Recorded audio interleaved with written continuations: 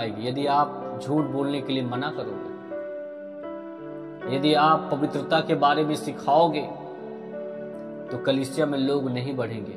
ऐसे करके आज पवित्रता पर समझौता करके कुछ लोग ऐसे बातें करते हैं। अगर आप पाप के खिलाफ बोलोगे तो कलीसिया की वृद्धि नहीं हो पाएगी, कलीसिया की उन्नति नहीं हो पाएगी यदि आप पाप के विषय में बोलोगे तो। ऐसे आज के दौर पे इस समय में बहुत ऐसी गलत मानसिकता आ गई है, ऐसे टीचिंग आ गई है, इसे हमें समझना पड़ेगा।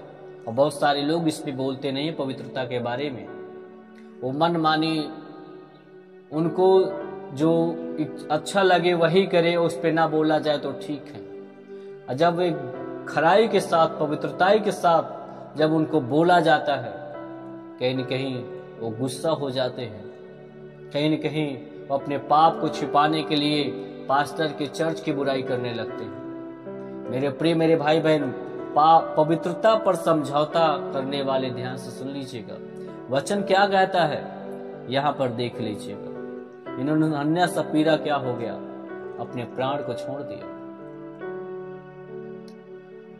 तो एक हमारे पास एक जलन होना चाहिए, एक गुस्से वाली आत्मा होना चाहिए। यदि हम एक सेवक हैं, एक पास्टर है, भविष्यवक्ता है, प्रेरित है, उपदेशक हैं, पाप को कभी भी हम बर्दाश्त नहीं कर पाएंगे, पाप को हम देख नहीं पाएंगे।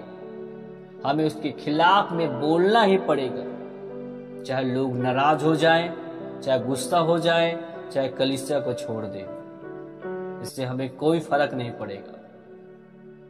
याद रखिएगा, यदि आप एक सेवक हैं तो पाप के खिलाफ में आपको बोलना ही पड़ेगा। और यहां पे आगे मैं पढ़ देता हूं, बड़ा भय छा गया।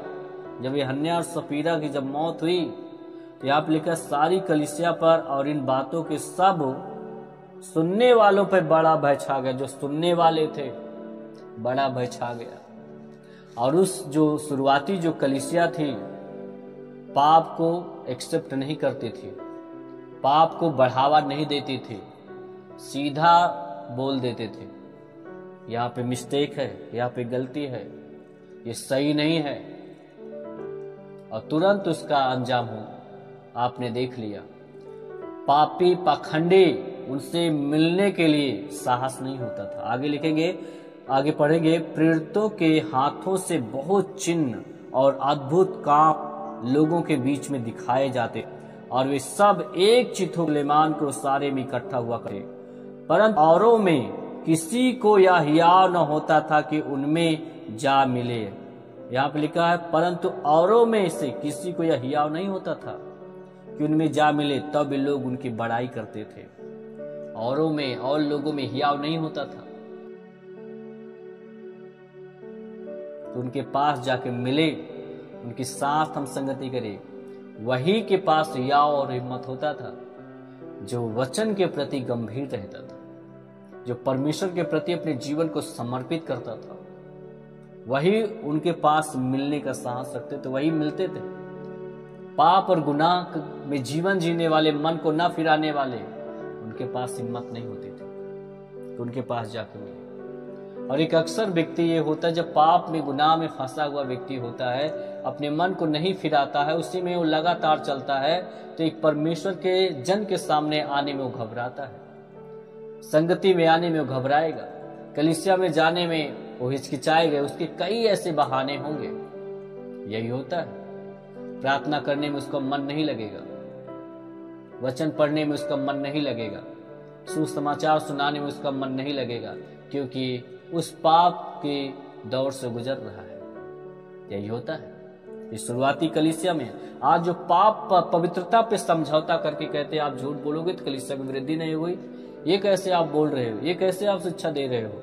यहाँ पे लिखा है, यहाँ पे क्या लिखा है, 14 में पढ़ रहा हूँ, विश्वास करने वाले बहुत से पुरुष और स्त्रियां प्रभु की कलीसिया में बड़ी संख्या में मिलते रहे। बड़ी संख्या में आप कैसे आप कह सकते हो? क्या आप खराई के साथ बोलोगे, पाप के खिलाफ में आप बोलोगे तो कलीसिया की उन्नति नहीं हो पाएगी। यहाँ पे वचन को देखिए, कितना पवित्रताई के साथ बड़ी संख्या में लोग मिलते तो उद्धार पाते थे, जीवन को पाते थे, अद्भुत चिन्ह और चमत्कार होते थे। बगैर पवित्रता के जागृति कभी नहीं आ सकते, याद रख लीजिए। बगैर पवित्रता के आप बेदारी को नहीं देख सकते हो।